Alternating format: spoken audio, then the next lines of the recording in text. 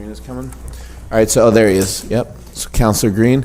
So thank you all so much for coming. The meeting today, this committee meeting, is about PACE, Property Assessed Clean Energy Financing. With us today is Councilor Green, Councilor Rudd, Councilor Allen, and I'm Councilor Driscoll. We have Sarah Smiley with us from EIC, correct? Eric Ennis with Neighborhood and Business Development, and Chris Carrick with the CNY Regional Planning Board. So I guess, Sarah, if you wanted to grab a mic first, and just basically give us a broad strokes for those who don't know, the information you think that is relevant for the council to know about this effort and this legislation and what it will mean, what the details are. Great. Can you hear me? I'd say pull it up. Okay. We got to get a little close with it. How's that? That's better. Yeah. Okay. Thank you so much. My name is Sarah Smiley. I'm Director of Membership for the Energy Improvement Corporation, also known as Energize New York. We're the nonprofit local development corporation that implements the state's Property Assessed Clean Energy, or PACE, finance program on behalf of all participating municipalities across the state outside of New York City. And I'm here today to discuss our new PACE finance program called Open CPACE, which is designed to better serve the needs of our municipalities, as well as to facilitate more impactful clean energy projects. To give an overview, PACE financing is an alternative form of capital used by commercial and nonprofit building owners to fund energy efficiency upgrades or to install renewable energy systems. PACE can be used for 100% of the cost of the project and can be repaid over the expected life of the improvements, which is generally 20 to 30 years. And because it's financing permanent improvements to the property, the financing transfers to the next owner if the property is sold. So this allows property owners to afford really significant improvements to their buildings to reduce their operating expenses, as well as to provide an environmental benefit of reducing emissions.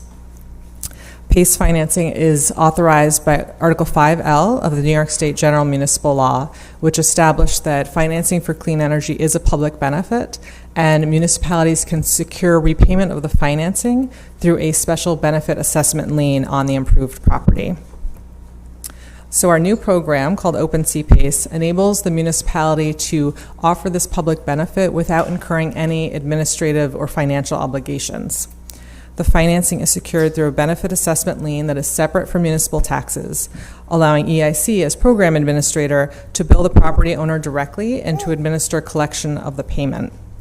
The municipality does not need to add a charge to the tax bill and is not responsible for guaranteeing payment from the property owner. EIC is also responsible for recording the PACE lien on the land records of the property. This PACE lien is subordinate to municipal taxes and senior to non-municipal liens. So if there are any mortgages on the property, we do require lender consent before moving forward with the financing. So these are new aspects of the program that have removed any burden from the municipality. We've done that in response to concerns from our old program that were raised by municipalities across the state. So we wanted to create a program that really was as streamlined and as effective as possible for all municipalities. Our Energize New York website lists capital providers who are approved to participate in Open CPACE. They will do the underwriting and determine if they provide financing and how much financing they provide. Having a choice of capital providers is a benefit to property owners as well, because it creates a competitive market and less expensive capital. If a property owner does not pay their annual PACE installment, it will be up to the capital provider to enforce the delinquent PACE lien using the same timeline of foreclosure that the municipality follows for delinquent taxes. However, in order to do that, the capital provider first has to pay off any back taxes owed by the property owner to the municipality. And as program administrator, EIC will confirm that the project complies with the New York State Energy Research and Development Authority's commercial PACE guidelines, which provide different pathways for an energy project to qualify for PACE. NYSERDA supports our new PACE program and is excited about the potential for Open CPACE to facilitate projects that can significantly reduce emissions. We're also seeing interest from property owners who want to use Open CPACE to incorporate clean energy components into their projects. Using Open CPACE will enable building owners to afford higher levels of energy efficiency, which benefits their business, but also the community at large. So the enabling state law gives municipalities the authority to make PACE financing available. That is why to enable Open CPACE, it's necessary for the city to adopt a local law and authorize a municipal agreement with EIC, which enables us to administer the program on the city's behalf. Thank you so much for listening, and I'm available to answer any questions you have about the program. Any questions, councilors? For Sarah? So if the mortgage holder approves and it goes on, then this gets paid before the mortgage in a bankruptcy, in like a default? Correct. This takes seniority to that. Mortgage companies typically sign off, or is this basically a program for people without traditional mortgages on their property already? So it has really PACE financing. It's used nationwide in programs across the state, and it has seen a significant uptake in use. And mortgage holders are really catching on to the fact that this PACE financing is actually improving their collateral by allowing property owners to make these improvements. There's a list of over 170 financial institutions. So if it, sorry to interrupt. Oh no, it's okay. So if that's true, then why wouldn't the primary lender just issue a loan, like a refi mortgage, for the homeowner to make the same improvement? Well, the business owner may want the terms that they can get through PACE, which they may not be able to get through their bank loan, whether it's a longer term of repayment, or they may want to reserve that line of capital for other business needs. So this can only be used for energy improvements, and it also remains with the property. So the loan isn't accelerated if they choose to sell their building. Right. So this can motivate them to make either maintenance upgrades or other improvements without worrying as much about how long they're going to hold on to the building. Any other questions? Councilor Green? Can you talk a little bit about like the due diligence that would be done to make sure that the project would be viable and would pay for itself, I guess?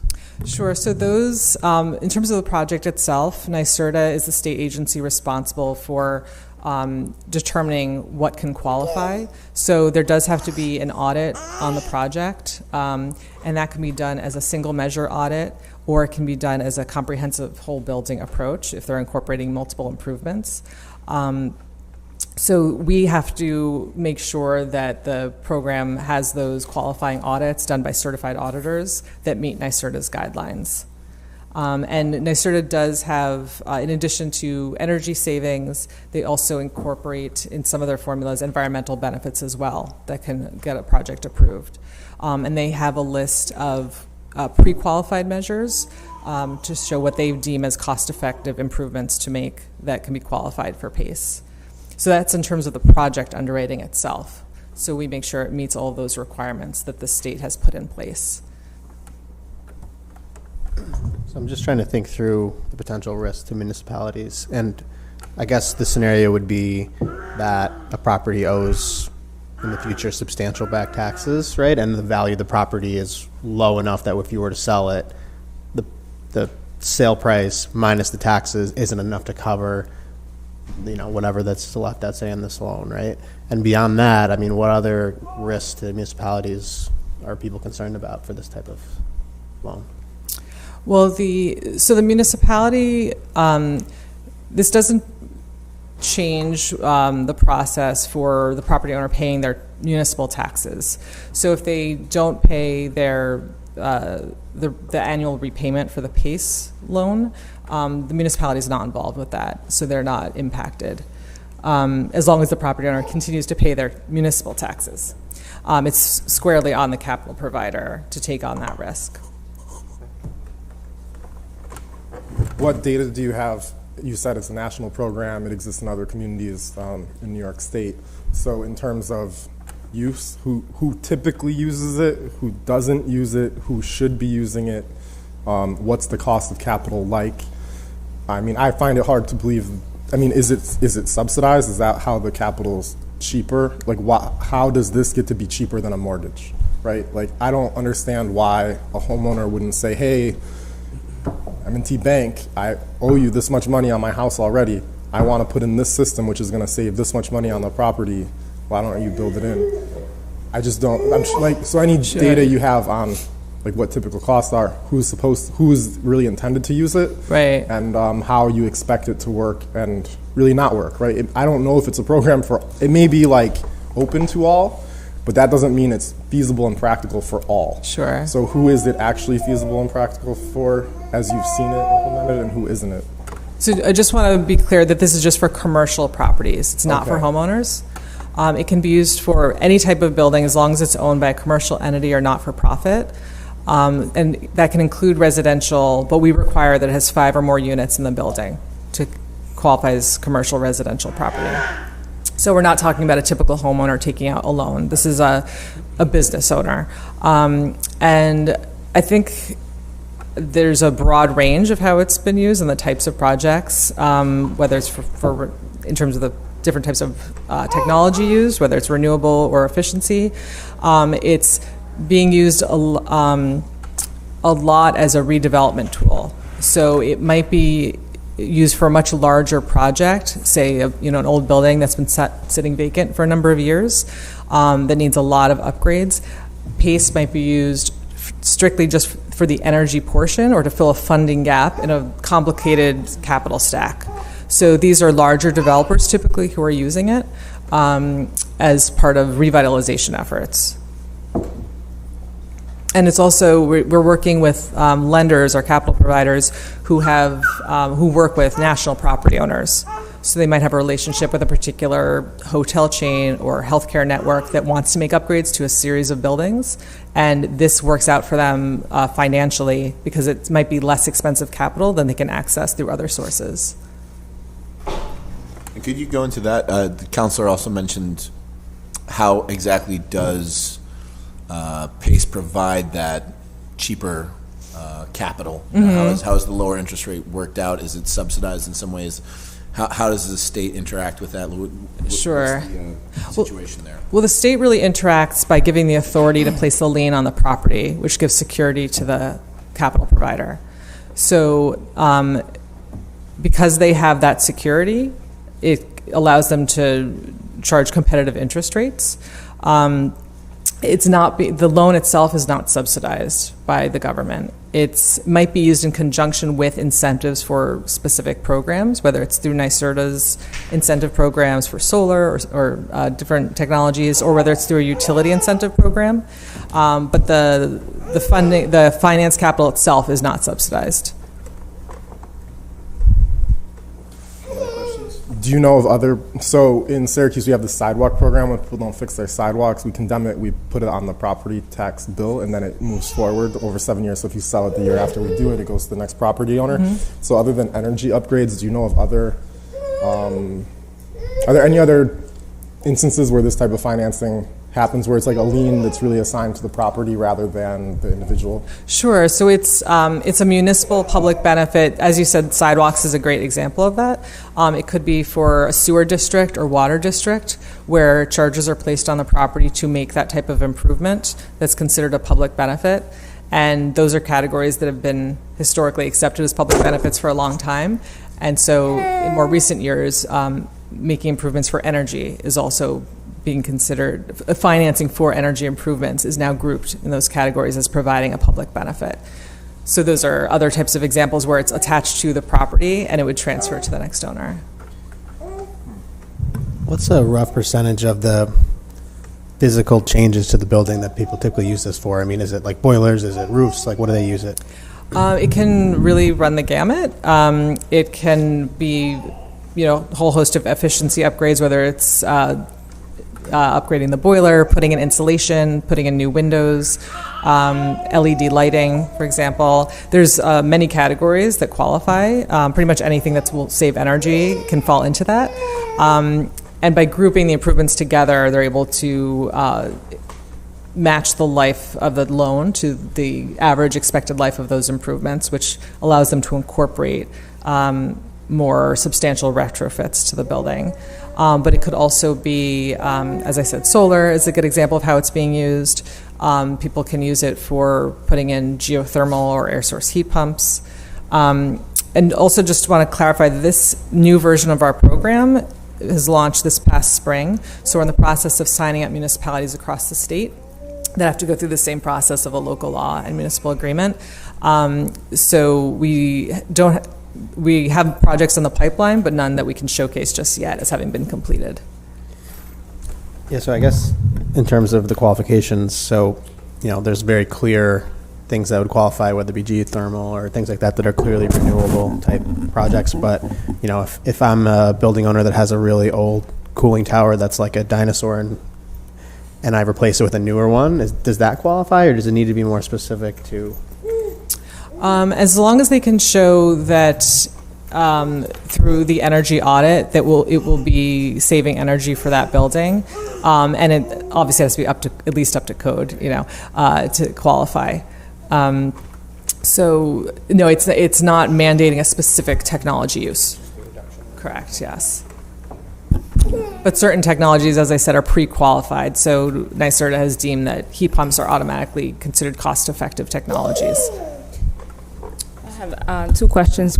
Is there a maximum amount of money that they can apply for the loan? No. No That max? will be up to the capital provider. Okay. And then also with this program, since this is only for commercial use, if a particular business wasn't approved for a loan through a traditional bank, do you guys go under the same guidelines as a traditional bank, or would they be able to then apply to this funding if they got denied from a bank? Sure, they could certainly apply to our capital providers, and it would be up to whichever lenders they're choosing to work with through our program. Mm-hmm. If they are the ones evaluating the risk for that particular property and business. Okay. So it's very possible that it could work out, that PACE financing would be a good option for that business. But I couldn't guarantee that the capital providers would say, yes, we're going to move forward with that project. Okay. And this would the only eligible applicants would be the property owner, right? So Correct. If you're a tenant with a long-term lease, you would still need to go through your landlord. That's right, yes. So this doesn't benefit like a struggling business owner, right? Because if they go to a bank, they won't get approved for a loan. So this isn't something that's like secondary. Yeah, so it doesn't really benefit a small business owner who may have had some problems in the past. It won't really benefit them at all, right? I would say, so there are some basic underwriting criteria that are in the local law. So there can't be any bankruptcy. They have to have timely tax payments. Mm-hmm. So we are looking at that to begin with. Okay. And I would say, yes, if the owner has poor credit, for example, or has difficulty making payments in the past, it's less likely that one of our capital providers would want to move forward with that project. Okay. So, right, they're looking for, a good, make sure that they have a fairly solid return on the investment. But I guess one of the benefits would be if your utility bills are a big part of your bills, this could lower them. That'd be the only thing I can think of too. Okay. That's right. Yeah. Yes, thank you. I think maybe Eric could speak to that. You were saying that there are certain projects that now become more viable because of this, because this certain revenue stream is available, and it's so, just that projects that might not have. Certainly. Right. Sure. So on behalf of the Department of Neighborhood and Business Development, we look forward to working with EIC and as well as with the CNY Regional Planning and Development Board. We've been heavily assessing and looking from an administration standpoint as to how PACE would work with projects and taking a look at where they might be feasible. This is an opportunity for not just potential redevelopment projects that are including green infrastructure, green energy, looking at lowering and reducing carbon footprint, but also existing buildings that are already up and running, that are fully occupied, but are looking to potentially make significant upgrades to the building, and they may have aged infrastructure. And so we would be working directly with property owners, and I think potentially from a tenant standpoint, more so to the fact of Councilor Green's point, is that it reduces total operating costs, which could potentially be turned into reduced rents for some of those businesses in potential cases conceptually. As we continue to work on the program moving towards implementation, Then the next step would be having outreach with our development community, talking with them about potential projects that make sense. And already there are some projects that could potentially be in the pipeline locally within Syracuse that would take advantage of the program. And I think the biggest thing is certainly working with NYSERDA as they evaluate each project and make sure that the savings that a property owner would see from the increased energy improvements would certainly outweigh the payments of that loan each month, and just making sure that it benefits both the property owner, but then certainly everyone who's living inside of those property, living or working inside of those buildings and paying those leases. That's a good point too. I have the same question for two people, so you can answer first, and then I'd like the Commissioner of Assessment to give his own opinion. But we have times where there's a sale and somebody says like, hey, our property isn't worth this much, or has there been instances of places saying, I have this thing, it harmed the value of my property, so you need to lower my assessment because I'm paying this other property-based thing. Has that occurred? Go ahead. I'm not aware of, certainly not in the program we've been running in New York, and I'm not aware of that in other programs, that has come up as an issue. Okay. Dave, does that in any way feel that's not a concern in your mind, I assume? I mean, anytime you have some property-related expense for an income-producing property, it can have an effect on the value of the property and potentially on the assessed value. But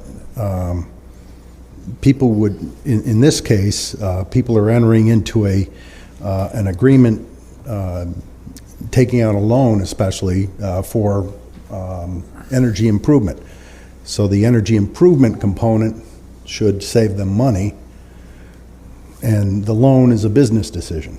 So I don't expect that this program would have a tremendous effect on the value or the assessed value of a property. So I guess because the way it's written, it makes this lien subordinate to the taxes, and taxes are a function of the rate and the assessment. So can the municipality like spike the ball and be like, oh no, well, when you did this, you said we were subordinate, so like it can't really affect the value. You were kind of like acknowledging that your taxes are what they are, your assessment is what it is, and I don't know, but I guess if I damaged my home, like if I bought a house and tore it down, I could say it's no longer worth what it was. So I'm just trying to see, I don't actually think this is very likely, but I'm just trying to make sure the one way that the city could lose, we don't lose. Yeah, I don't foresee that happening. People usually act in their own interest. So I don't imagine they would do something that would damage the value of their property or their ability to produce income from that property.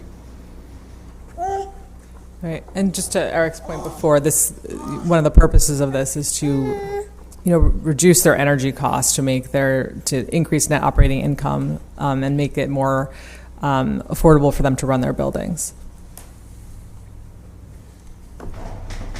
Any further questions? I'd like to hear, Eric, if you had any other further remarks on behalf of MBD or Chris. Can I ask one more? So in terms of the life cycle of this, I don't know if you want to call it a product or tool or whatever, but when did this kind of financing start to take place? When did it start to be adopted in New York? Can you just describe the timeline and how far we're in and how you see it moving forward? Sure. So in New York, it's our first, the original state law was enacted in 2012. We had our first financing in 2015. That was under the old program where, as I said before, the municipality was responsible for guaranteeing payment. It was part of the tax bill. It was much more onerous for the municipality and a more expensive program to run, honestly, as well. We went through a process of looking at how we can improve the program this past year. And we made changes to our documents at the beginning of 2019. So this is really the rollout of this new program that we think will be much more effective. And nationwide, the first PACE program, I think, was in 2008. But it's seen a significant uptake within the past 2 years of it being seen as a really viable tool, and more business owners using it. I think, add to a lot of the comments that were shared today, we view this as an opportunity to spur additional investment. We view this as certainly a beneficial incentive for the community, and really from an environmental standpoint, creating more buildings with a lower carbon footprint that have a greater benefit on their operations. And we also view this as certainly a way to incentivize an individual or a business to invest in their property, especially given the city's building stock, and that we do have a lot of historical structures, but an aging building stock that can certainly benefit from these improvements and these upgrades. Further questions? Or Chris, would you like to say a few words on behalf of the planning board? And then, you were very instrumental in working with us, bringing this forward. So any comments on behalf of the planning board? Sure. Thanks, Councilor. I don't have much to add. I would say that the Central New York Regional Planning and Development Board has been very supportive of helping local municipalities to adopt the PACE program throughout our 5-county region. Under the old program, we helped several communities to adopt that program, including Madison County, Cayuga County, the City of Cortland, and the City of Oneida. We very much look forward to working with Energize to promote the new program and have more local communities adopt the new program. One of the reasons that we're excited is that we see every day in talking with property owners and others throughout the region the difficulties that they do have in financing the energy improvements that they want to make. So the question was raised by several councilors, why is this program necessary? In my experience, many capital providers, many banks are still struggling and learning about the financing of these types of improvements. So it's not like a typical sort of loan that they might otherwise make. They're getting better at it, but there's still some way to go. So this provides a vehicle for them because of all the underwriting that is done by Energize New York and the checks on the project that are done by NYSERDA. It provides them a level of comfort that they might not otherwise have. So I do think there will be opportunities that might not otherwise exist. Again, from the property owner's point of view, there are many benefits, specifically the longer term that's available. So many times I run into property owners who may see a payback of 10 or 15 years on a project. That may be a little bit tough to bear with a traditional bank, but under this program they can do that. The fact that the loan transfers to the next property owner is a major benefit, major feature of this program. So I think if you would talk to folks at the Downtown Committee or others, they would tell you that many times a property owner is not sure if they're going to own this building for 10 or 15 or 20 years. So they have comfort in making that decision to improve their building because they don't have to bear the full weight of that payback period alone. And we see this all the time, especially with deeper retrofits. What we've seen is that it's very easy to retrofit lighting because that's a very quick payback. But when you do that to begin with, it makes it harder to do all of the other things that a building owner may want to do because the payback on those are longer. So it allows for a more comprehensive approach. And then there are things like geothermal, which our organization is getting very involved with through our Heat Smart campaign, which tend to be a longer payback as well, but provide numerous benefits over a long period of time, not only for the property owner, but for the community at large. So we do think there's going to be uptake in this program. We very much look forward to working with the city, working with the Downtown Committee, working with National Grid and others to help promote this program and make sure it's successful. I have one more because I think people confuse questions for not being supportive. So I'll say I totally think this is a good thing, and it gives an extra tool to get over the threshold for whatever it requires for redevelopment on a bigger project. And I think all that makes sense. I think it also makes sense that there probably isn't a tool available to to me in my house, because it probably wouldn't really happen.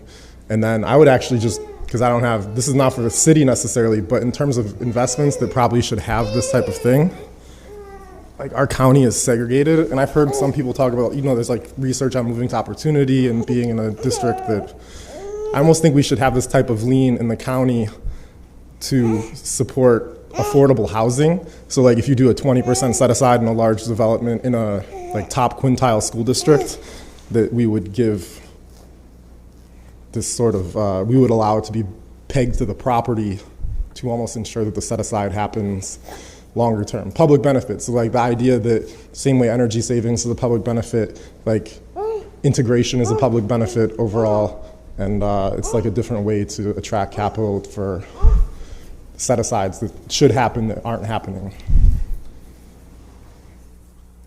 So I don't know about that particular idea being done in other communities. It's very interesting.